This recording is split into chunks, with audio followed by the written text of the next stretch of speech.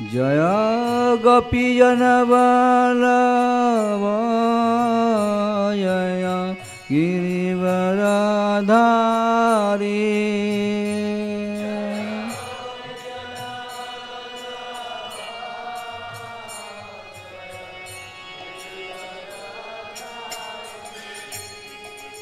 जय यशोदानन्दन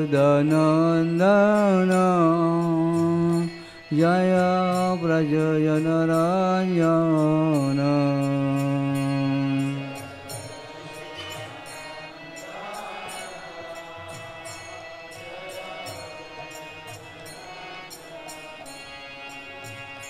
जय यशोदानन्दन जय व्रजनरञ्जन।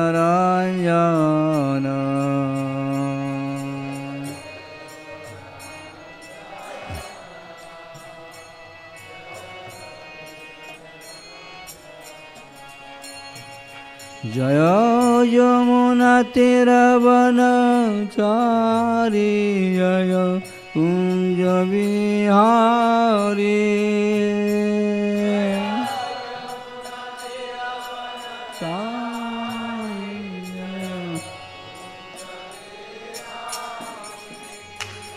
जय यमुनातीरवनचारी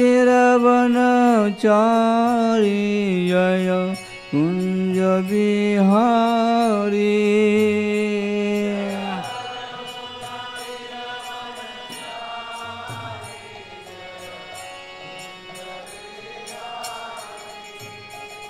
जय राधामाधव जय कुञ्जविहारी।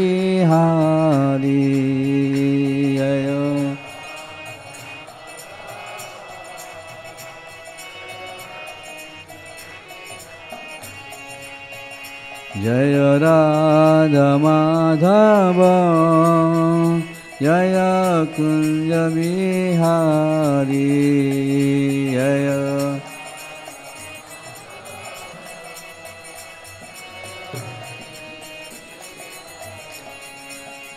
जय गोपीजनवल्लभ जय गिरिवरधारी।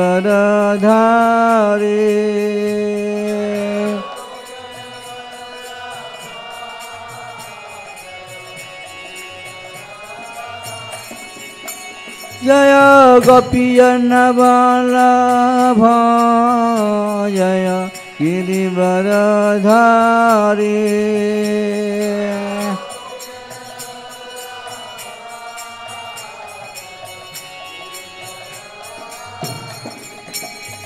जय यशोदानन्दन जय व्रजनरञ्जन। जय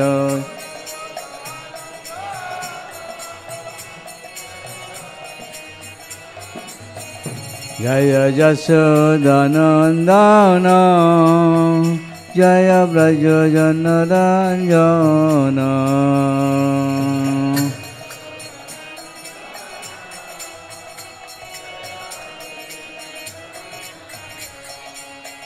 जय यमुनातीरवनचारी जय कुञ्जविहारी।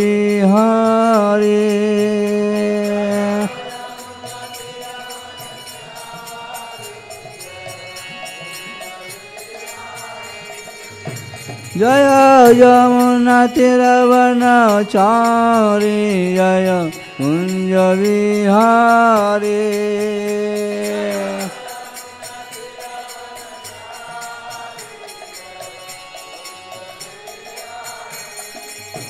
जय राधामाधव जय कुञ्जविहारी। जय राधा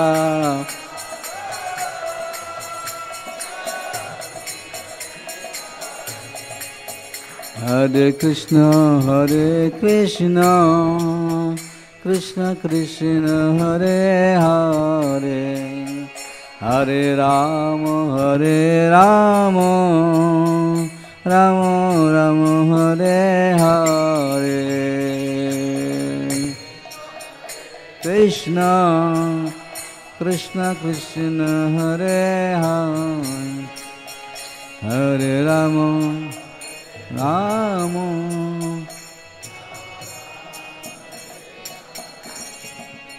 हरे कृष्ण कृष्ण कृष्ण हरे हरे हरे राम राम राम हरे हरे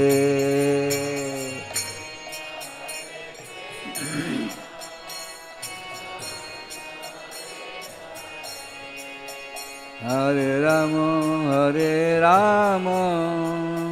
राम हरे कृष्ण कृष्ण कृष्ण हरे हरे हरे राम राम राम हरे हरे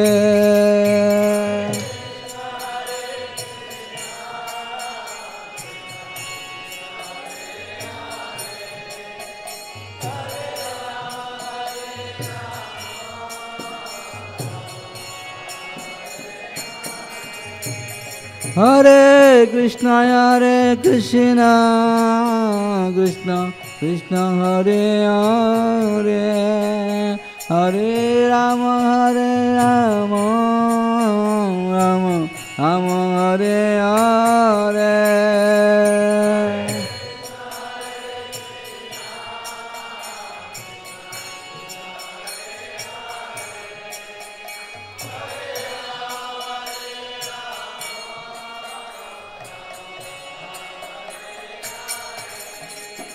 हरे कृष्ण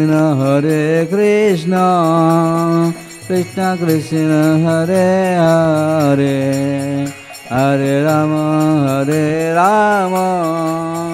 राम राम हरे हरे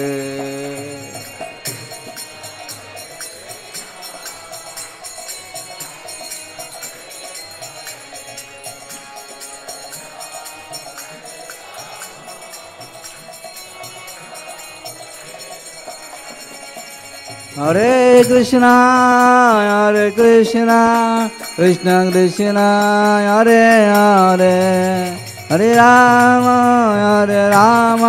राम राम हरे हरे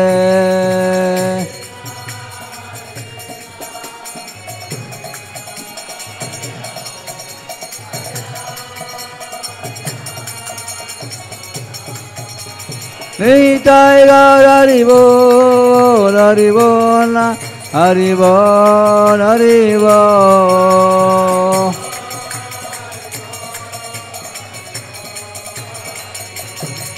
जय सीताराम जय लक्ष्मण हनुमान सीताराम जय लक्ष्मण हनुमान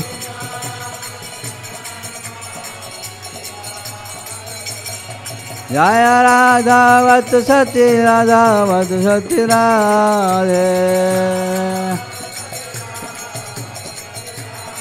जय राधे जय राधे जय राधे जय श्री राधे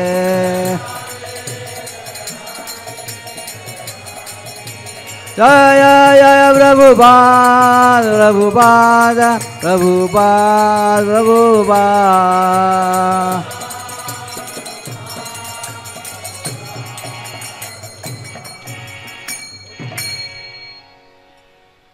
जय परमहंस परिव्राजक आचार्य अष्टोत्तर शतशिष्य मदेशी भक्ति वेदांत स्वामी श्री प्रभुपाद की जय। जय परमहंस परिव्राजक आचार्य भक्ति सिद्ध श्री प्रभुपाद की जय। जय परमहंस परिव्राजक भक्ति में ठाकुर जी श्री महाराज की जय। जय परमहंस परिव्राजक गौर किशोर बाबा जी महाराज की जय। हमारे चाचा हरिदास ठाकुर की जय।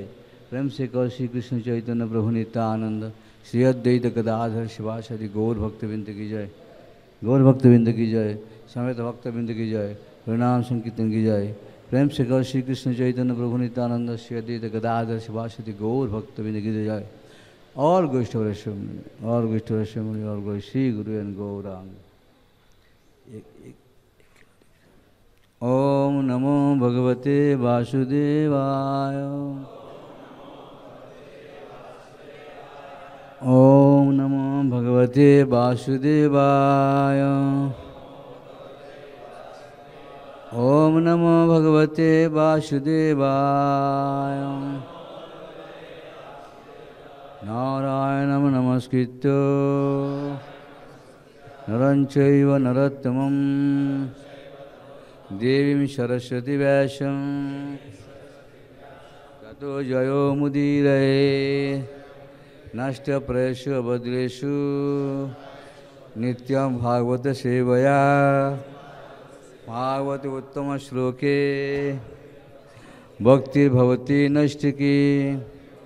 हरे नाम हरे नामैव केवलं। कलो नास्त्येव नास्त्येव गतिरन्यथा। हरे कृष्ण कृष्ण कृष्ण हरे हरे। हरे राम राम राम हरे हरे। श्रीमद् भागवतम स्कंद 4 अध्याय 12 श्लोक नंबर 10।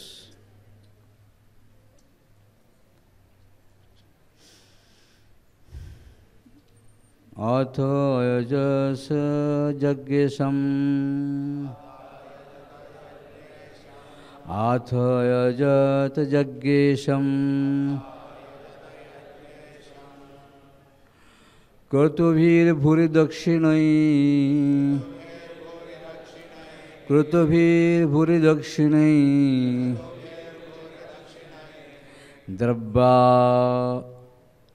द्रव्यक्रियादेवानां देवतानां कर्मफलप्रदम्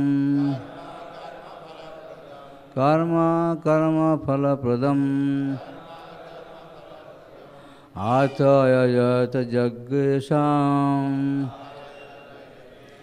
कर्तुभिर्भूरिदक्षिणै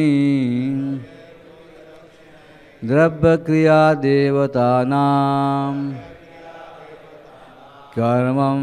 कर्मफलप्रदाम्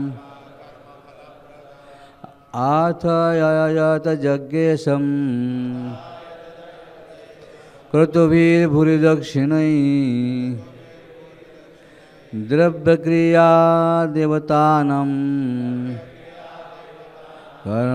कर्मफलप्रदम्।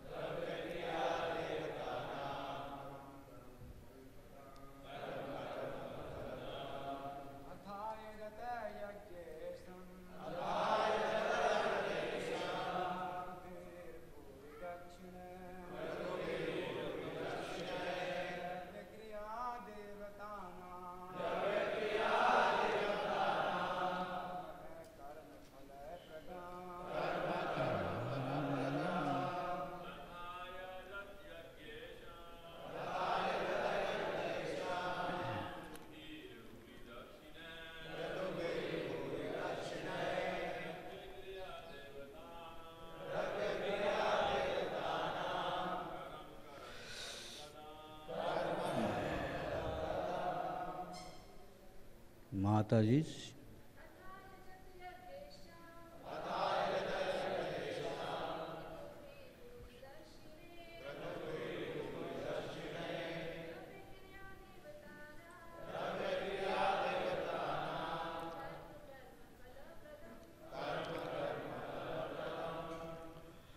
अथ तत्पश्चात अयजत पूजा की यज्ञेशम यज्ञों के स्वामी की क्रतुभी यज्ञ उत्सव द्वारा भूरी बड़ी दक्षिणा द्वारा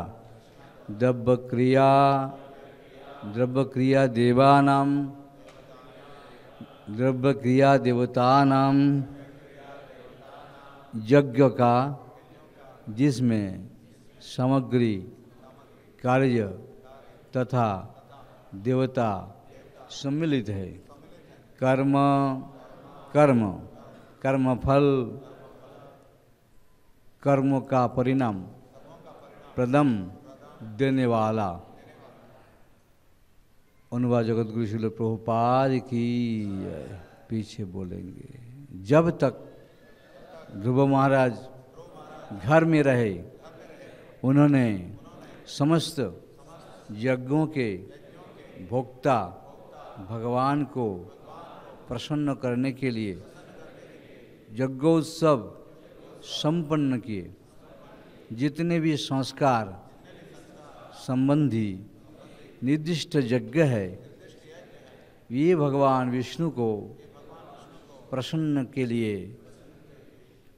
करने के लिए निमित्त है, क्योंकि यही ऐसे समस्त यज्ञों के लक्ष्य है और यज्ञजन्य आशीर्वादों के प्रदाता है। जगत गुरु श्रील प्रभुपाद की जय। तात्पर्य जगत गुरु श्रील प्रभुपाद श्रवण करेंगे। भगवद गीता में कहा गया है, यज्ञार्थ कर्मण्यन्नत्र लोकोयम कर्मबंधनम। मनुष्य को चाहिए कि परमेश्वर को प्रसन्न करने के लिए ही कार्य करे, अन्यथा वो कर्म फल में उलझ जाता है।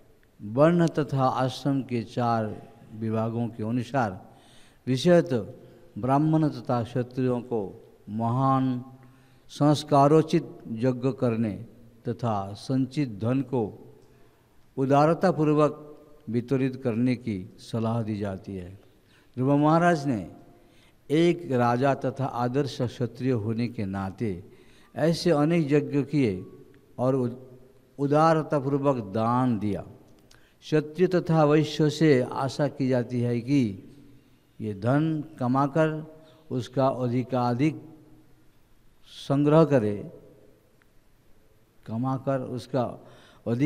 संग्रह करे। कभी कभी ये पाप कर्मों द्वारा ऐसा करते हैं। क्षत्रिय देश पर शासन करने के लिए होते हैं। उदाहरणार्थ, ध्रुव महाराज को अपने शासन कार्य में यक्षों से युद्ध करना तथा उनका वध करना पड़ा। क्षत्रिय के लिए ऐसा कार्य आवश्यक है। क्षत्रिय को कायर नहीं होना चाहिए, न ही उसे अहिंसक होना चाहिए। देश पर शासन करने के लिए उसे हिंसात्मक कार्य भी करने होते हैं। इसलिए क्षत्रियों को अपनी संचित संपत्ति में से कम 50% दान देने की सलाह दी गई है। भगवद गीता में संस्तुति की गई है कि संन्यास आश्रम में प्रविष्ट हो जाने पर यज्ञ, दान तथा तपस्या करना नहीं छोड़ना चाहिए। इनका कदापि त्याग न करे। तपस्या तो संन्यास आश्रम के लिए है। जो लोग सांसारिक कार्य से विरक्त हो चुके, उन्हें तपस्या करनी चाहिए। जो क्षत्रिय तथा वैश्य भौतिक जगत में हैं, उन्हें दान देना चाहिए। ब्रह्मचारियों को जीवन के प्रारंभ में विभिन्न प्रकार के यज्ञ करने चाहिए। आदर्श राजा के रूप में ध्रुव महाराज ने दान द्वारा अपना कोष लगभग खाली कर दिया। राजा का कार्य नागरिक से केवल करों की वसूली करके धन संग्रह करना और उसको इंद्रिय तृप्ति में व्यय करना ही नहीं है। जब से राजाओं ने प्रजा से एकत्र किए गए करों तथा अपनी इंद्रिय तृप्ति के लिए व्यय करना प्रारंभ किया, तब से विश्व का राजतंत्र विफल हो गया। वस्तुतः चाहे राजतंत्र हो अथवा प्रजातंत्र, भ्रष्टाचार अभी भी सर्वत्र एक साथ चल रहा है। इस समय प्रजातांत्रिक सरकार में विभिन्न दल होते हैं, किंतु प्रत्येक व्यक्ति अपनी कुर्सी बनाए रखने या अपने दल को सत्तारूढ़ बनाए रखने में व्यस्त है। राजनीतिज्ञों को जनता के कल्याण के विषय में सोचने के लिए तनिक भी समय नहीं मिलता, जिसको आयकर, बिक्री कर इत्यादि के रूप में भारी कर लगाकर सताते हैं। कभी कभी लोगों की आय का 80-90% कर में ले लिया जाता है और इसको अफसरों तथा शासनकर्ताओं के उच्च वेतन की चुकता करने में मनमाने ढंग से व्यय कर दिया जाता है। प्राचीन काल में नागरिकों से एकत्र किया गया कर बड़े बड़े यज्ञों को संपन्न करने में व्यय किया जाता था, जैसा कि वैदिक साहित्यों में आदेश है। किंतु संप्रति सभी प्रकार के यज्ञों को कर पाना बिल्कुल असंभव है। अतएव शास्त्र में यह संस्तुति की गई है कि लोग संकीर्तन यज्ञ करें। कोई भी गृहस्थ चाहे किसी भी स्थिति में हो, बिना खर्च के संकीर्तन यज्ञ कर सकता है। परिवार के सभी सदस्य एक साथ बैठकर ताली बजाकर हरे कृष्ण का हरे हरे राम राम राम हरे हरे इस महामंत्र का कीर्तन कर सकते हैं। किसी न किसी प्रकार सभी लोग ऐसा यज्ञ कर सकते हैं और लोगों को प्रसाद वितरित कर सकते हैं। इस कलियुग के लिए यही पर्याप्त है। कृष्ण भावनामृत आंदोलन इसी सिद्धांत पर आधारित है। जहाँ तक संभव हो मंदिर में या उससे बाहर प्रत्येक क्षण हरे कृष्ण महामंत्र का जप करे तथा यथासंभव प्रसाद वितरण करे। इस क्रम को राज्य प्रशासकों के तथा जो देश की संपत्ति को उत्पन्न करते हैं उनके सहयोग से आगे बढ़ाया जा सकता है। मात्र प्रसाद के वितरण तथा संकीर्तन से सारा विश्व शांतिपूर्ण तथा समृद्ध बन सकता है। संभवतः वैदिक साहित्य में जितने भी यज्ञ की संस्तुति की गई है उनमें देवताओं को भेंट चढ़ाई जाती है। देवताओं की पूजा कम बुद्धि वाले लोगों के लिए है। वास्तव में ऐसे यज्ञ का फल भगवान नारायण को प्राप्त होता है। भगवद गीता में भगवान कृष्ण कहते हैं भोक्तारम यज्ञ तपसाम, यही समस्त यज्ञों के वास्तविक भोक्ता है। इसीलिए उनका नाम यज्ञ पुरुष है।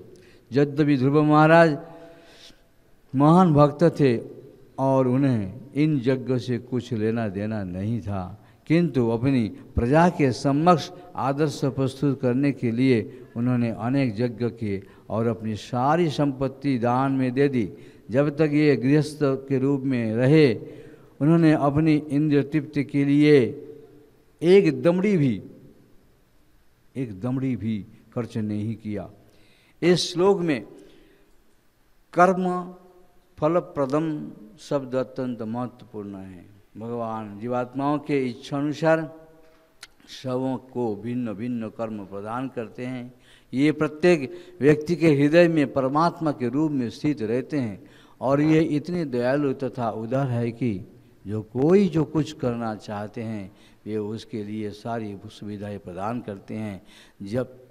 तब जीवात्मा अपने कर्म के फल को भी भोगता है।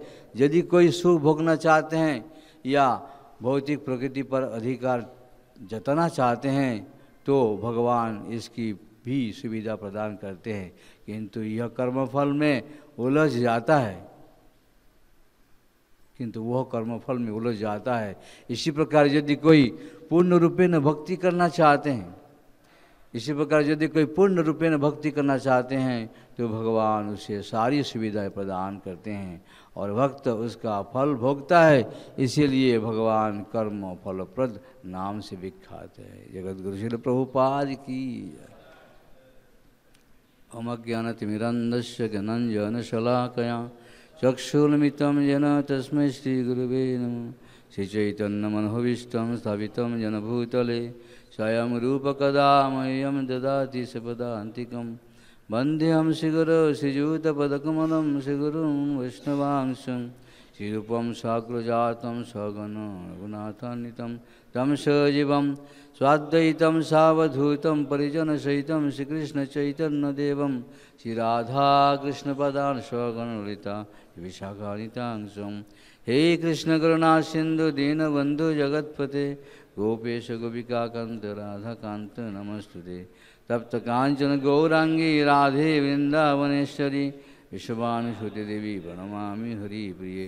वाञ्छाकल्पतरुभ्यश्च कृपा सिंधु भयेव च पतितानां पावनेभ्यो वैष्णवेभ्यो नमो नमः। जय श्री कृष्ण चैतन्य प्रभु नित्यानंद श्री अद्वैत गदाधर शिवासादि गौर भक्तवृंद। हरे कृष्ण कृष्ण कृष्ण हरे हरे हरे राम राम राम। लोकाभिराम रणंगधीरम रजवनत्रम रघुवंशनाथम श्रीरामचंद्र शरणं प्रपदे। वातात्मजूतं वनजूतमुखं रघुपति विभक्तं वातजातं नमामि। अथा यत यज्ञसं कतुभिर्भुरि दक्षिणै द्रव्यक्रियादेवतानां कर्मफलप्रदाम्।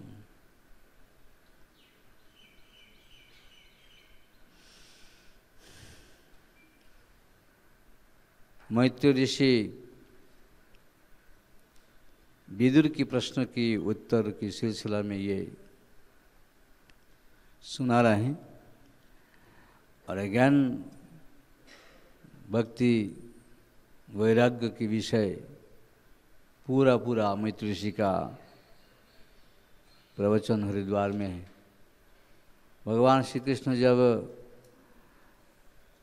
द्वारका से निज धाम प्रस्थान कर रहे थे उसमें मैत्री ऋषि और उद्धव जी थे, विदुर जी नहीं थे। पर विदुर जी को भगवान कुछ सुनाना चाहते थे। तो वो ज्ञान जो संन्यास के बारे में, कर्म के बारे में, भक्ति के बारे में, ज्ञान के बारे में, इस सब विषय को भगवान उद्धव जी और मैत्री जी को बताए। बाद में जब विदुर जी सुना है कि भगवान श्री कृष्ण को बहुत अपमान किया है, कारागार में डालने के लिए सैनिक को आदेश दिया, तो उस समय विदुर जी को बहुत बुरा लगा और वो उसी समय दुर्योधन की ये पकड़ी राज्य सब त्याग करके बिजनौर में जा कर के रहने लगे और वहाँ से बाद में तीर्थ पर्यटन के लिए चले गए और भ्रमण करते करते वृंदावन में आए। वृंदावन में उद्धव जी को भगवान आदेश दिया था कि उद्धव तुम्हारी अंतिम जीवन है, इसी जीवन में तुम मुझे प्राप्त करोगे, परंतु बद्रिकाश्रम जाओ, वहीं तपस्या करो और वहीं से तुम मेरा धाम वापस आओगे। उद्धव जी बद्रिकाश्रम जाने से पहले वृंदावन में रुके और वहीं भजन करने लगे। इधर विदुर जी भ्रमण करते करते दोनों का मिलन हुआ और दोनों आपस में जो चर्चा करने जा रहे थे लेकिन संभव नहीं। उद्धव जी उस समय इतनी दुखी हो गए भगवान का प्रकट होने के कारण, कुछ बोल नहीं पा रहे, केवल हा कृष्ण कृष्ण कहते हैं। और वो दुख देख करके कहा कि देखो विदुर, जो भगवान तुम्हें कहना चाहते थे वो ज्ञान की बातें हमारे खोपड़ी में तो है, दिमाग में तो है, परंतु मैं कह नहीं सकता। ये तुम्हें आदेश दिया था मैत्री ऋषि के पास जाना, कहा कि मैत्री ऋषि के पास जा कर के आप ये श्रवण करें। तो मैत्री ऋषि के पास जा कर के हरिद्वार में पहुँचे। मैत्री ऋषि हरिद्वार में रहते थे और विदुर जी जा कर के पहले प्रश्न किया कि ये सारा संसार के लोग दुख चाहते नहीं, फिर भी दुख प्राप्त होता है। सुख की इच्छा से वो काम करते हैं लेकिन दुख मिलता है। इस प्रश्न के उत्तर में बहुत सी उदाहरण दे करके बताए कि दुनिया में केवल एक व्यक्ति दुखी है, बाकी दो व्यक्ति सुखी है। जो भगवत प्राप्ति कर चुके हैं, जो भगवान के तत्व ज्ञान को प्राप्त कर चुके हैं, या जो अवधुत स्थिति में है, वो दुखी नहीं हो सकता। जिसको कुछ लेना नहीं है, जो आत्माराम पूर्णोकम की स्थिति में पहुँचे हैं उसको कोई दुख नहीं है। या जो भगवत प्राप्ति कर चुके हैं, भगवान की रस में लग चुके हैं, उनको कोई दुखी नहीं है। दुखी तो केवल एक ही है व्यक्ति विदुर, जो केवल संसार में मन लगा के रखा है। संसार में मन, गोपी लोग कहते थे उद्धव मन न 10-20 भयो, एक रहे वो सामरो ले गयो। वो एक मन है, वो कहीं भी लगाओ, चाहे संसार में लगाए चाहे भगवान में लगाए, लेकिन सबकी मन ही कर्म में लगा हुआ है। और कर्म ऐसे बताए कि कर्म आकर्म विकर्म, इस चीज़ में तो वक्त लोग जानते हैं स्थिति को, कर्म किसको कहते हैं, विकर्म किसको कहते हैं और अकर्म किसको कहते हैं। अकर्मों में जाने के लिए हर व्यक्ति को प्रयास करना चाहिए। अकर्म का अर्थ है न कर्ता कर्मम इति अकर्मम, जो कर्म को व्यक्ति को कर्म करते हुए भी कोई भान नहीं जो मैं कर रहा हूँ, ये जब विचार आएंगे तब वो अकर्म का स्थिति होगा। उससे पहले जितनी है लेन देन मान पूजा प्रतिष्ठा, ये सब के पीछे लगा हुआ है, सब के पीछे लगा हुआ एक मान। हम ये काम करेंगे तो मान मिलेगा तभी करूँगा, मान पूजा प्रतिष्ठा तभी हो सकता है। इससे निकल जाना ही भक्तों का लक्षण है। ये जब तक नहीं निकल जाते हैं तो वो कर्मी की स्थिति में, वो कर्मी में जैसे फ्रूटिव एक्टिविटीज, वो कर्म करेंगे उसकी बदले में उसको कुछ मिलेगा तभी वो कर्म कर पाते हैं, ना तो नहीं है। संसार में ऐसा कोई भी व्यक्ति नहीं है जो कि कर्म छोड़ करके रहता है, कर्म छोड़ करके नहीं रह सकता, कर्मों को लेना है। इसलिए यज्ञ दान तप कर्म न त्याज्यम कार्यम ही मत, यज्ञ दान और तपस्या ये त्याज्य करने के लिए नहीं है, कर्म तो करना ही है। हर व्यक्ति को कर्म करना ही पड़ेगा, कर्म के बिना कोई गति नहीं है। कर्म प्रधान करी विश्व करी चाखा, ये जैसे करही तैसे फल चाखा, ये निश्चित है। जो जैसे कर्म अभी कर रहा है उसको आगे मिलेगा फल, और आगे जो मिला अभी मिल रहा है, ये निश्चित है। लेकिन यज्ञ दान तपस्या जो पावनानि मनुष्य नाम, यज्ञ दान तपस्या व्यक्ति को पावन बनाते हैं। यहाँ वर्णन है कि जब वो महाराज अपनी राज्य के करते समय में यज्ञ किया, और यज्ञ में सब राजा लोग यज्ञ करते थे, जितने भी राजा हैं, पृथु महाराज से लेकर के युधिष्ठिर महाराज से लेकर जितने भी राजन है सब यज्ञ करते थे। परंतु हमारे महाराज प्रभुपाद जी इस सिद्धांत में यह कि यज्ञ ही प्रायदि सुमेदेश, कलियुग में कौन सा यज्ञ है? कीर्तन, हरे कृष्ण कृष्ण कृष्ण हरे हरे, हरे राम इस युग के लिए यज्ञ आवश्यक है। तो क्यों उस यज्ञ को छोड़कर इसको क्यों करना? कि यज्ञ में द्रव्य दोष है, ना सही वस्तु प्राप्त होता है ना सही ब्राह्मण प्राप्त होता है, इसीलिए उस यज्ञ में हानि है। कित जद्धायत विष्णु तितायम जजते मुखी दापरे परिचर्यायम कलो तद हरि कीर्तनाद, कलो तेत केशव कीर्तनाद, केशव कुकीय, विष्णु महाराज कहते थे, वो गुजरात वाले महाराज, कुकीय शब्द थोड़ा अलग बात है, लेकिन हमेशा कृष्ण का नाम कीर्तन करते रहना चाहिए। इस यज्ञ का महिमा है। चैतन्य महाप्रभु आकर के बताया कि यज्ञ संकीर्तनी प्रायदेश सुमिदेश, जिसका जरा से भी बुद्धि है वो यज्ञ, इस यज्ञ को ही ध्यान दे, और कोई यज्ञ नहीं है। दूसरी यज्ञ ब्राह्मण के अभी कलेजी में लगाएंगे तो ब्राह्मण सोचेगा कितना हमको मिलेगा इससे यज्ञ से, ये सोचता है। पहली तो बात है कि द्रव्यों में कोई सद्गुण नहीं है, द्रव्य अशुद्ध है, ना शुद्ध घी है ना शुद्ध, केवल आग शुद्ध है, आग शुद्ध है, क्योंकि आग सबको सर्व हरणम, सबको ना जला देने वाले हैं, लेकिन कोई वस्तु शुद्ध नहीं है।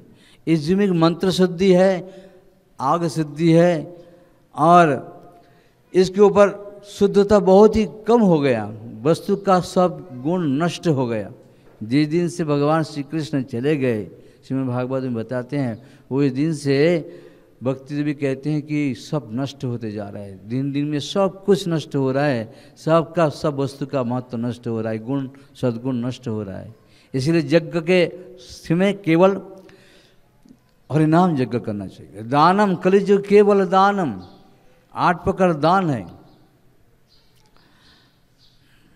अन्नदान, वस्त्रदान, जलदान, कन्यादान, भूमिदान, गौदान, विद्यादान। ये 8 दानों में से कोई भी दान सही नहीं है, वो सब लेकर के विकल्प हो सकते हैं। अन्नदान, अन्न खाए कितना भी अच्छा खाओ, प्रभुपाद जी कहते हैं कि 4 घंटा 6 घंटा के बाद में निकलना पड़ेगा।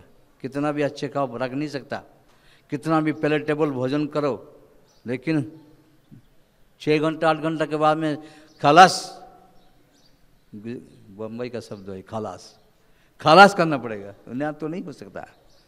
और उसी प्रकार से भोजन जैसा है, उसी प्रकार से वस्त्रदान, कितना भी वस्त्र दान करो लेकिन वो लेने वाला इतनी लालची होता है, फिर दोबारा आ जाएंगे। दान दे करके थक जाएंगे, आप ख़त्म नहीं कर पाएंगे। अब इतनी बार दान देते हैं, जाड़ा में लोग कंबल सब लेके रखते हैं, फिर आ जाता है, फिर आ जाता है, कहाँ जाता है सब, आ जाते हैं। अंत नहीं है इसका, इसका अंत नहीं है, कहाँ खाने में ना देने में, वस्त्र में।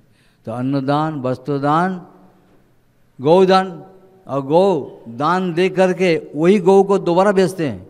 एक बार बिक्री होने के बाद में दोबारा बिक्री करना नहीं होता, अपराध है। लेकिन वो गाय का बार बार पंडित जो रख लेके फिर बिक्री करता है। तो अस्त्रदान, वस्त्रदान, गौदान, कन्यादान ले लीजिए। कन्या अच्छा दामाद दे करके दिया, बाद में पता लगा दामाद जुआड़ी, शराबी, कबाड़ी, जो कुछ भी है, तो वो नहीं हो पाते हैं। तो उसी प्रकार से और कोई दान में जमीन दान, जमीन ले लिया मंदिर बनाने के नाम से, बाद में बेच दिया, बिक्री कर दिया, तो कोई काम शुद्ध नहीं हो पाते। तो कलिजुग केवल दानम, तो कौन सा दान है, तो बता रहे हैं कलिजुग केवल केशव कीर्तन दानम, नाम दान। ये मंत्र जो नाम, हरे कृष्ण कृष्ण कृष्ण हरे हरे, हरे राम राम राम। कलिजुग केवल दानम, यही मंत्र दान, ज्ञान दान, इसका कोई नुकसान नहीं है। जो जितना करेंगे, जितना पढ़ेंगे, जितना स्मरण करेंगे, जितना लिखेंगे, कोई लोग लिखते हैं कापी में, कोई लोग जप करते हैं, कोई लोग स्मरण करते हैं, इसके ऊपर जितना जो करेंगे उतना ही उसका यह काल सहेला परे काल सहेला, ये काल, ये जीवन, वो जीवन, सब जीवन में उसका परम लाभ है। तपस्या, तपस्यैव पावनानि मनुष्य नाम, तपस्या व्यक्ति को पावन करते हैं अवश्य ही। तो तपस्या भी कलियुग में अधिक समय तक नहीं कर पाएंगे। जब तक जवानी है तपस्या कर लो, बढ़िया, कोई दिक्कत नहीं है। ज्यों ज्यों उम्र उतरते जाएंगे बस ढीला हो गए। पुर्जे नाट ढीला होता है ना गाड़ी का, गाड़ी चलते तो नाट घूम घूम के ढीला हो जाता है। इसलिए भी हमारी कहीं यहाँ दर्द है, कहीं वहाँ दर्द है, वहाँ दर्द है, वहाँ तकलीफ है, सारा तकलीफ है, तपस्या भी नहीं कर पाएंगे। कलियुग तपस्या के लिए नहीं है, ये सतयुग क्या है। कित जद्धाय धायत विष्णु तपस्या, हाँ, कित जद्धायत विष्णु तेताय में जजते मखई दापर परिचय जम कलो। तो कलियुग केवल कीर्तन। तो सत्य गए, सत्य गए, तपस्या गए, त्रेता गए, यज्ञ गए, दापर गए, परिचर्या गए, तो केवल कलियुग दानम, यही दान, ज्ञान दान के लीजिए, मंत्र दान के लीजिए। दान जितना करेंगे, जितना लोगों को देंगे, इसलिए चैतन्य महाप्रभु बताए कि किवा विप्र किवा नाशी शूद्र का निर्णय, यही कृष्ण तत्ववेत्ता।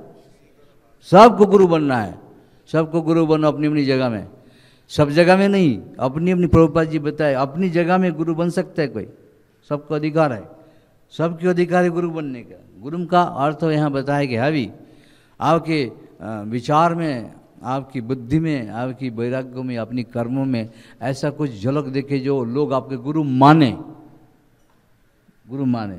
ऐसे सब ब्रह्मचारी के लोग गुरु मानते हैं। जो बाहर प्रचार करने जाते हैं सबको गुरु मानता है। गुरु महाराज आइए, महाराज, महाराज नहीं है, गुरु नहीं है, लेकिन आपको तो बोलते हैं ना, बोलते नहीं है, बोलते हैं सबको, अरे महाराज आइए। लाल कपड़े वाला को तो ज़्यादा ही बोलते हैं, सादा कपड़े वाला को थोड़ा कम बोलते हैं कि जानते हैं कि ग्रस्त है या नया नया है हमारे समय, उनको भी बोलते हैं। जिसके पास ज्ञान है, वैराग्य है, सात्विकता है, सद्विचार है, सद्भावना है, सात्विक, सम्यक ज्ञान, सम्यक चरित्र, सम्यक विचार, सम्यक दृष्टि, समान रूपेण जिसका दृष्टि है। चाणक्य पंडित कहते थे ना कि मातृवत परदारेषु लष्टवत परद्रव्येषु आत्मवत सर्वभूतेषु, ये जो पश्चात सब पंडित, वो पंडित कहाँ है? जो माताओं में से कमी है या इधर भी से भी कमी है, जिसके कारण होता नहीं है। इसका अगर होता है तो उसको लोग गुरु मानते हैं, चाहे कोई भी वस्त्र पहना है, लाल पहने, सादा पहने, काला पहने, पीला पहने, और गुरु जी महाराज आइए बैठिए सुनाइए कुछ, सुनता है। फिर वो बोरी खोलते हैं गीता का ज्ञान, पूरा धड़ करके 5-7 सुना देंगे। तो ज्ञान परम गुह्यम, ज्ञान गुह्य सबको नहीं बोलना है, जो सुनना चाहते उसी को सुना है, जो जानना चाहते उसको जाना है। सबको बोलने से बेना बने मुक्त फेंकने के समय। बंदर को मोती की माला दे, वो देखेगा खाने का चीज़, बंदर को खाने का चीज़ में प्रिय है, कुछ भी वो खाने का सोचेगा। हनुमान जी को दिया, हनुमान जी देखा कि ये क्या है, फिर दांत से काटने लगे। पर हनुमान तो हनुमान है, और काटने के बाद में सब लोग बोले क्या कर रहे हैं, इतना बढ़िया मोती की माला दिया राम जी भगवान, यार अपने काट दिया। बोले मैं देख रहा हूँ यहाँ इसके अंदर सीताराम जी का नाम है कि नहीं, नहीं है, फेंक दिया उन्होंने। तो तुम्हारे पास है? बोले है हमारे पास है। कहाँ है? बोले कहाँ नहीं हमारी। हनुमान जी जब राम नाम करते थे चारों तरफ दिव्य एक ज्योतिर्मय तेज, एक प्रभा, एक गोलक बन जाते हैं हनुमान जी के नाम से। अर्जुन जो नाम करते हैं भगवान के नाम की प्रभाव है कि सर्कल बन जाता है वाइब्रेशन का। प्रभुपाद जी बोले है ना, नाम की वाइब्रेशन होता है, वो वाइब्रेशन व्यक्ति को शुद्ध बनाते हैं, वो वाइब्रेशन व्यक्ति को रोकते हैं दूसरी अशुभ तत्व से। कोई अशुभ तत्व आते हैं कोई मारने के, या कोई वस्तु उसको वाइब्रेशन से वापस चला जाता है। रावण आए तो वो जो गंडी दिया था क्या था, वो वाइब्रेशन था ना, रावण के ऊपर हटना पड़ा, तो वाइब्रेशन कारण। उसी प्रकार नाम में वाइब्रेशन है, नाम जो जितना करेंगे उतना नाम होएगा। तो हनुमान जी देखा कि नाम नहीं है, तो कहाँ है, तुम्हारे पास है। बोले देखो दिखाता हूँ, हृदय चीर के दिखा दिया। कितनी बड़ी बात है। अभी तो कोई हुआ जो हनुमान जैसा चिर के दिखाया? कोई नहीं दिखा सकते, तो हनुमान है साक्षात भगवान की भक्त है। और कोई वर्णन में तो आते हैं शिव जी स्वयं हनुमान बन के आए।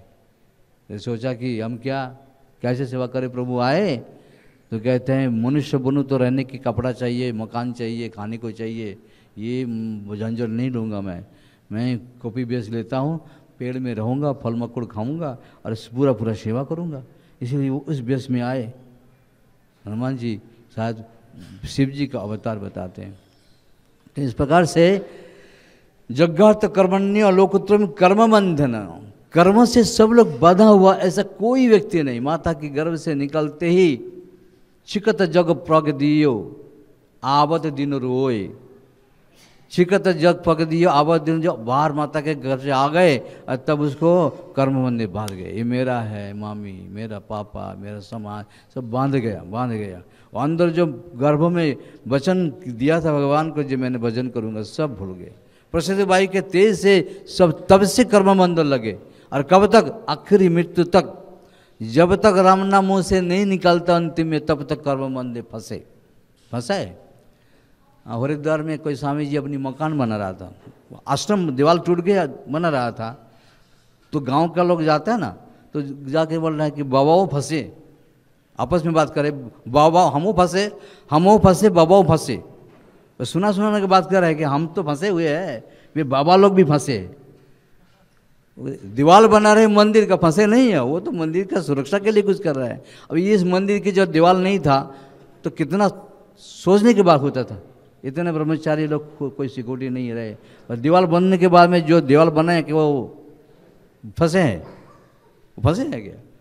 और वो फंसने से मुक्त करने के लिए एक किनारा बनाया, एक जगह स्थान बनाया, जिसमें आप सुरक्षित होकर के भजन कर रहे हैं। हरे कृष्ण कृष्ण कृष्ण हरे हरे, हरे राम राम राम। तो कर्म बंधन से मुक्त होने के लिए अनेक उपाय है। कर्म बंधन से अनेक उपाय है। क्या उपाय है? ज्ञान उपाय है। ज्ञान परम, क्या श्लोक भूल जा रहा हूं, ज्ञान परम गीयते, कर्म बंधन से मुक्त के लिए ज्ञान प्रदान है। ना ही ज्ञान सदृशम कर्म पवित्र में विद्यते। पवित्र की बात है, पावन और पवित्र के जैसे यज्ञ दान तपस्या पावन है, न ही ज्ञान सदृशम पवित्र में विद्यते। ज्ञान के समान कोई पवित्र वस्तु नहीं। सब वस्तु का नाश है पर ज्ञान का कोई नाश नहीं। ज्ञान हमेशा साफ सुथरा रहेगा। जो ज्ञानी को छोटा मत समझे। कई बार हम लोग कहते हैं हम तो भक्त है ज्ञानी। हाँ, ज्ञानी करते करते उसका बहुत चिंतन करना पड़ता है, और जब चिंतन करते थक जाता है वो किताब लिखता है, अपनी बायोग्राफी लिखता है, कुछ करते हैं, तो उसको कोई बार लोग सोचते हैं हाँ वो क्या लिखा है वो तो हमें जानता हूँ, वो इतना मेहनत करके लिखा, और एक किनारे में एक शब्द बोलते तो मैं जानता हूँ, या तो बोल देता वो तो दूसरे से नकल करके लिखा है। ऐसा नहीं कर टिप्पणी देना चाहिए। हर एक व्यक्ति का अपनी अपनी योग्यता के हिसाब से भक्ति में लगा है। चेतन चेतन में लिखा है सबे भक्ति करे यही हम जाने। सबे भक्ति करे जो जिस प्रकार जहाँ है वो उसी भक्ति करें ये जानना है। उसका आलोचना समालोचना कटाक्ष नहीं करना है। कर्म बंधन से मुक्त होने के लिए पहला ज्ञान है, ज्ञान के बाद में कर्म है। कर्म से कर्मों का काट नहीं है। कर्म कितना भी करो और एक कर्म आ जाएंगे और एक कर्म आ जाएंगे। सोचा कि ये कर्म समाप्त हो जाएगा फिर मुक्त हो जाएंगे, नहीं, फिर एक कर्म आ जाएंगे। कर्मों से कर्मों का काट नहीं है, कर्मों से कर्मों का मुक्ति नहीं है। कर्मों से कर्मों के विषय को फल को जान लेना, सच्ची तरह से जान लेना कर्मफल से मुक्त है। कर्म से कर्मफल का, कर्म से कर्म करते हुए मुक्त नहीं है। कर्ता को कर्म करते हुए मुक्ति नहीं हो सकता, ज्ञान से ही मुक्ति होगा। इसीलिए ज्ञानम परम गीयते, ज्ञान के समान वस्तु कोई नहीं है। ज्ञान ना हो तो अब यहाँ क्या करेंगे? चाहे गीता हो, भागवत हो, कुछ कर्म हो, कैसा करना है? कोई लोग प्रणाम करते हैं उल्टा प्रभुपाद जी का, खास सुबह भी प्रणाम कर रहे थे कोई ऐसी, मैं देवताओं को जैसे प्रणाम करते हैं, बोले कि बकरा की तरह जैसे करते हैं ना, ऐसा प्रणाम हमारे वैष्णव समाज में प्रणाम इधर से करना है। ठाकुर जी को इधर रख के बाएं की तरफ, वो सीधा प्रणाम कर रहा है, उसको ज्ञान नहीं है। ज्ञान नहीं है, वो उस ज्ञान को जब तक नहीं है तो वो उसका सेवा भी स्वीकार नहीं है। भक्ति मार्ग में भी ज्ञान की आवश्यकता है, ज्ञान नहीं तो नहीं होगा। इसीलिए कर्मफल को प्राप्त करते हुए, कर्मफल की विषय को जानते हुए व्यक्ति को उसको काटने के लिए ज्ञान को आवश्यक ले, क्या करना क्या नहीं करना, कौन सा कर्म करे कौन सा कर्म नहीं करे। कर्म तो करे पर अकर्म नहीं करे, कर्म अकर्म और विकर्म ना करे। वैष्णव तो कोई विकर्म सोचे ही ना। कर्मी लोग कर लेते हैं क्योंकि इसीलिए उपाय नहीं उनका, वो करेंगे तो उनका धंधा चालू होगा, काम चालू होगा, पैसा मिलेगा आदि आदि, कर्मी लोगों का। लेकिन वैष्णव का तो विकर्म सोचे ही ना। विकर्म का अर्थ है 6 प्रकार अपराध युक्त जो कार्य है वो सब विकर्म है। अतताई, जला देना, काट देना, मार देना, उठा लेना, ये सब आतताई का काम है, ये सब विकर्म है, नहीं करना है। कर्म करते ही कर्मफल आ जाता है, वो कर्मफल को भगवान को त्याग करने के लिए जो हमारी विधा है, कर्मण्येवाधिकारस्ते मा फलेषु कदाचन। कर्मफल थे लेकिन ये भी कठिन है, ये भी कठिन है, पर लगे रहने से सद्बुद्धि भगवान गुरु गौरंग देंगे। साधु गुरु वैष्णव की कृपा से ही कर्मफल से प्राप्त समस्या से मुक्त हो सकता है।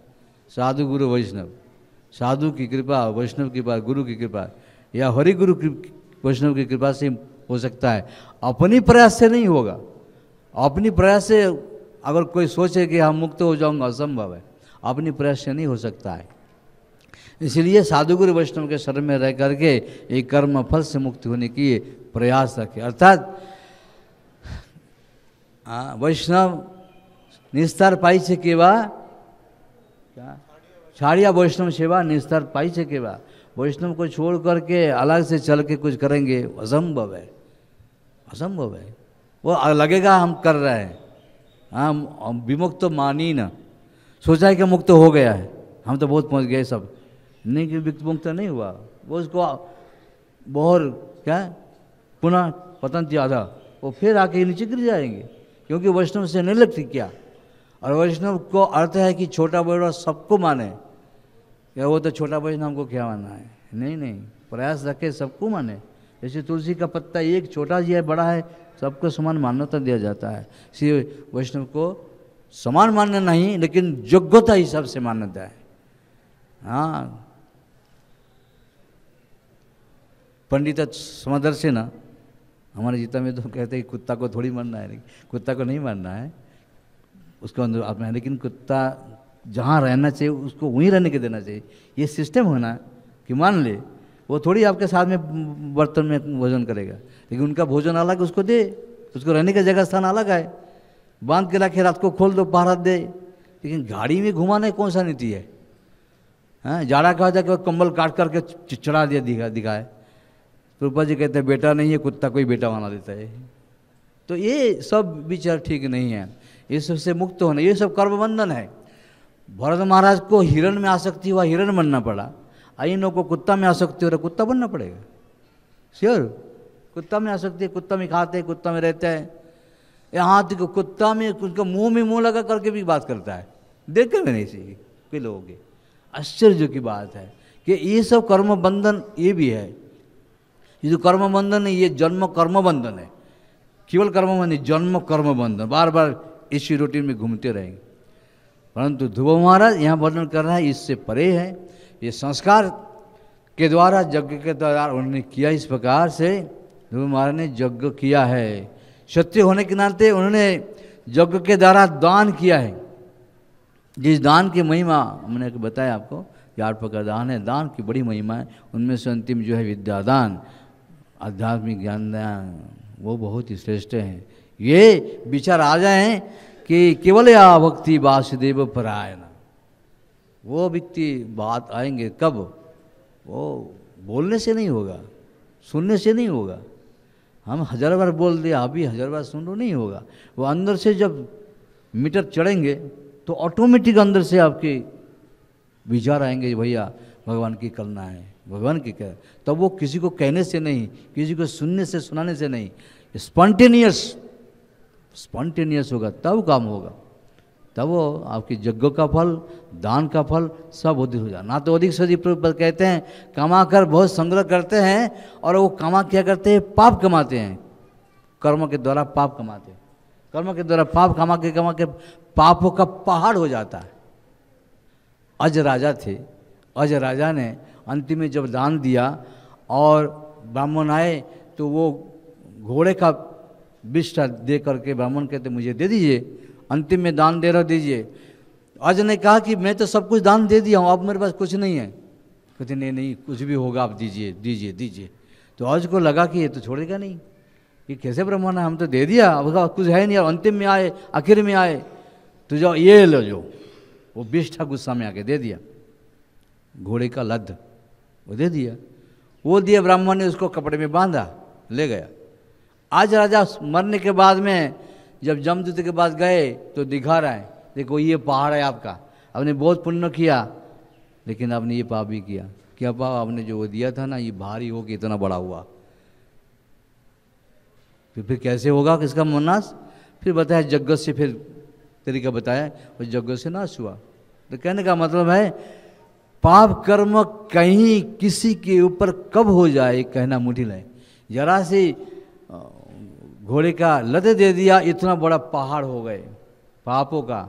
उसी प्रकार हर व्यक्ति का पाप नाश करने के लिए कलियुग में जो मंत्र चैतन्य महाप्रभु दिए, छोड़ना नहीं, भूलना नहीं, स्मरण करते रहना। हरे कृष्ण कृष्ण कृष्ण हरे हरे, हरे राम राम राम हरे हरे।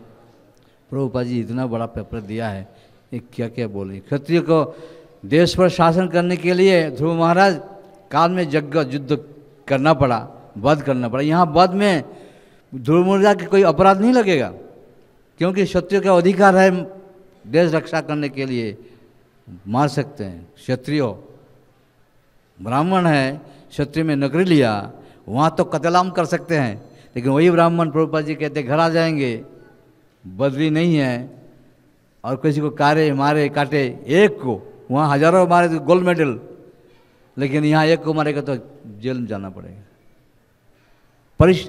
परीक्षित महाराज की तरह या ध्रुव महाराज की यहाँ जो है बद जो करना है, जो किया है सबको, तो वो पाप नहीं है।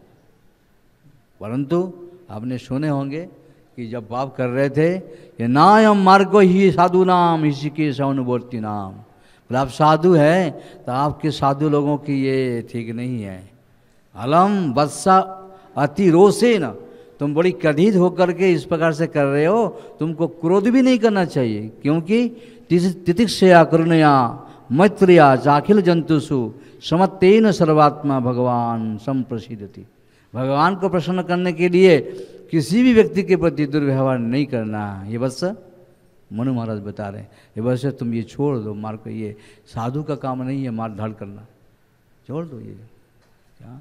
इस प्रकार से ध्रुव महाराज छोड़ दिया और छोड़ करके फिर शांत हो गए। फिर आप जानते हैं कि उस यक्ष ने बहुत धन दिया और लेकर के आए। यहाँ वर्णन कर रहे हैं प्रभुपाद जी, अंतिम अपनी दान देना चाहिए, 50% दान देने की बात बता रहा है। जो कर्मी है 50%, तो गया काम से फिर। हाँ 50 देंगे तो फिर कैसे करेगा, तो वो नहीं कर सकता। लेकिन धर्मशास्त्र बताए 10% दे तो उसी से काम आपका हो जाता है कि 10% देंगे तो आपका पाप लघु हो जाएगा। लेकिन 10% के पूरा परसेंट कृष्ण कॉन्शियस में दे देना, तो ज़्यादा ठाकुर जी को बीच में रखे, पूरा ठाकुर जी के नाम में कर दे, और फिर आपका रहना फहना सबको ठाकुर जी कर लेते हैं। कृष्ण को सेंटर बनाए, बीच में रखे और पूरा ठाकुर जी के नाम में रखे। जाना तो है, सबको चले जाना है, कोई रुकने नहीं है। जिसके पास बहुत है वो भी जाएगा, जिसके पास थोड़े है वो भी जाएगा, जैसा भी है जिसको वो सब कुछ जाना तो है। लेकिन बीच में कृष्ण के नाम से करे, कृष्ण के काम से करे। वासुदेव क्या, वासुदेव, हाँ वासुदेव सर्वमिति स्वमात्मा सुदेव, सब कुछ वासुदेव के नाम से कर दे। नहीं कर सकते, वो अपने ही परिवार के नाम से कर सकता, उनको जिंदा रखना, वो वंश परंपरा है, वो अच्छा है रखे, लेकिन कुछ तो अपनी ठाकुर जी के नाम से रखना चाहिए। रखने से नहीं होगा, करने से होगा। आचार्य कहते हैं पिंडदान देने से मुक्ति हो जाता है। हमारे वैष्णव कहते हैं उस पिंडदान की कोई मुक्ति नहीं है। गया में जाओ और काशी में हरिद्वार में, कोई फायदा नहीं उसका। ये शरीर रूपी पिंड को चढ़ा दो ठाकुर जी के नाम में, बस हो गया। अर्थात ये शरीर रूपी पिंड को ठाकुर जी के नाम गान में लगा दीजिए। ये असली पिंडदान है, वो नकली है, उसमें कर्मबंधन है, उसमें कर्मकांड के विचार है। पर ये से वैष्णव फिलोसफी का सिद्धांत है, इस पिंड को, इस शरीर रूपी पिंड को श्री कृष्ण के नाम कथा कीर्तन में लगा दे तो असली में पिंडदान हो। कहने का तो बहुत है, समय हो गया। कोई 5 मिनट लेके कोई बोलना चाहिए, एक आध शब्द बोले। माइक देने वाला है। अरे बहुत कुछ आज दे दिया प्रभुपाद जी ने, पूरा 4 घंटा बोल सकते हैं, बहुत लंबा, 3 घंटा 4 घंटा बोल सकते हैं। आदर्श राजा के रूप में ध्रुव महाराज हुए। अब देखिए ध्रुव महाराज 5 महीने के बालक, 5 साल के बालक, 5 महीने की तपस्या और 36 साल की राज्य करने का अधिकार प्राप्त कर लिया आशीर्वाद के रूप में। बड़ी बात है। तो तपस्या भक्ति में सब प्राप्त होता है। हरे कृष्ण। हरे कृष्ण। धन्यवाद प्रभु। हरि बोल। हरे कृष्ण। धन्यवाद। तो आज के श्लोक में जो अंतिम शब्द है कर्म फल प्रदम, कि भगवान को बताया गया है कि कर्म का फल देने वाले हैं भगवान। तो इस विषय में प्रभुपाद व्याख्या कर रहे हैं। तो इसमें एक बात समझना है कि कुछ लोग हैं जो कि कर्म का फल तो मानते हैं, कर्म का फल मिलता है, लेकिन ईश्वर को नहीं मानते। जैसे कर्म मीमांसा का जो सिद्धांत है उसमें क्या माना जाता है कि हमें ईश्वर से कोई मतलब नहीं है, हम कर्म करते हैं तो उसका फल हमें मिलेगा। अब ईश्वर है या नहीं है इसकी चिंता मत करो, हाँ आप कर्म करो, कर्म जैसा करोगे अच्छा बुरा उस प्रकार का फल मिलेगा। अब ईश्वर है या नहीं है इसकी कोई चिंता ही नहीं है। अगर ईश्वर है भी तो ईश्वर को जो है विवश हो करके आपके कर्म का फल देना ही पड़ेगा, तो कोई ज़रूरत ही नहीं, ईश्वर को मानने की ज़रूरत नहीं है। तो ये कर्म मीमांसा का सिद्धांत है, जो कि एक बहुत गलत सिद्धांत है। इसी प्रकार से जो जैन धर्म है, तो जैन धर्म में भी माना जाता है कि पिछले जन्म के कर्म के अनुसार आपको इस जीवन में फल मिल रहा है और नरक की भी प्राप्ति होती है, सब कुछ मानते हैं, ईश्वर को नहीं मानते। अब एक बहुत बड़ा ज्ञान है कि ईश्वर के बिना, ईश्वर की व्यवस्था के बिना कर्म का फल मिल रहा है। तो एक सामान्य मतलब एक सामान्य बुद्धि से भी आप सोच सकते हैं कि जब तक कोई निर्णय, कौन निर्णय करेगा अच्छे कर्म का और बुरे कर्म का निर्णय कौन करेगा? तो कोई ईश्वर है जिसकी व्यवस्था के अनुसार आपको जो है मतलब अच्छे और बुरे कर्म का फल मिल रहा है। तो आज के श्लोक में जो मैत्रेय मुनि कह रहे हैं कर्म फल प्रदम, तो इसे समझना चाहिए कि मतलब भगवान ही है जो निर्णय करने वाले हैं आपके कर्म के विषय में कि आपने अच्छा कर्म किया, बुरा कर्म किया, अच्छा कर्म किया तो कितना अच्छा कर्म किया, बुरा कर्म किया तो कितना बुरा कर्म किया, फिर बुरे कर्म के कितने प्रकार के फल होते हैं, कितना उसको दंड मिलना है या किसी को कितना पुरस्कार मिलना है। ये सब व्यवस्था बड़ी सूक्ष्म है और ये भगवान की बनाई हुई है। हरे कृष्ण। धर्म एक शब्द में कह दी शास्त्री कि धर्म दंडो श्री राजन, धर्म दंडो श्री राजन। राजा प्रजा पालन करते हैं, धर्मों को रक्षा करते हैं, धर्मों की ठेकेदार हैं, लेकिन राजा अगर गलती करते हैं तो कौन करेंगे उसका दंड? जैसे प्रभु ने बताया कि भगवान सर्वोपरि है, उसी वाक्य के धर्म दंडो श्री राजन शब्द है वो, धर्म दंडो श्री राजन, कि हे राजन धर्म तुम्हारे ऊपर दंड देने का अधिकारी है। तो धर्म कौन है? धर्म नारायण है, धर्म वेद है, धर्म ज्ञान है, धर्म भगवान है। श्रील प्रभुपाद की जय।